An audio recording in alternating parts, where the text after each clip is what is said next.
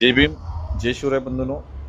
महानगरपालिकेच्या निवडणुका काही दिवसांमध्येच होणार आहे आणि त्याच्या पूर्वार्धामध्ये प्रत्येक पक्ष, प्रत्येक उमेदवार आपल्या प्रचारासाठी प्रत्येकाच्या घरी जातोय, प्रत्येकाच्या गल्लीमध्ये जातोय, बिल्डिंगमध्ये जातोय, रस्त्यावरून रॅली काढत आहेत, तर कोणी ऑटो रिक्षामधून आपल्या स्पीकर लावून आपल्या पक्षाचा, आपल्या उमेदवाराचा प्रचार करत आहेत. असे उमेदवार असतील, असा पक्ष असतील, लोकांना किती खोटे आश्वासनं देतात.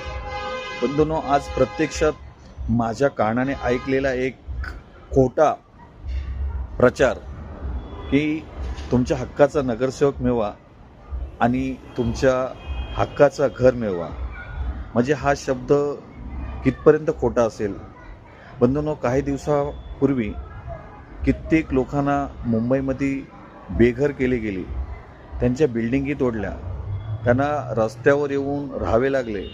अशा वेळेला कोणत्याही राजकीय पक्ष त्यांच्याकडे न जाता, त्यांच्या खाण्यापिण्याची व्यवस्था न विचारता, त्यांच्या घराची व्यवस्था न करता अशी लोक मतदानाच्या वेळी प्रत्येकाच्या घरामध्ये जात आहेत, प्रत्येकाच्या गल्लीमध्ये जात आहेत आणि लोकांना अशी खोटी आश्वासनं देत आहेत. बंधूंनो, सांगण्याची एक तात्पर्य आहे की जर एखादा मतदानासाठी एखादा नेता असेल, एखादा उमेदवार असेल, आपल्या घरापर्यंत पोचू शकतो, परंतु ज्या वेळेला आपल्याला खरी गरज भासते, अशा वेळेला ही लोक खरोखर आपल्या घरापर्यंत पोचतात का?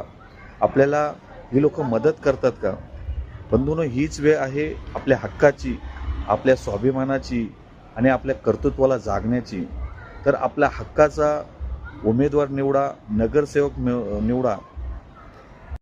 बंधूंनो, जो माणूस तुम्हाला वेळेला कामी आला, अशाच माणसाला तुम्ही निवडून आणा आणि तुमचा हक्काचा माणूस म्हणून त्याला नगरसेवक बनवा.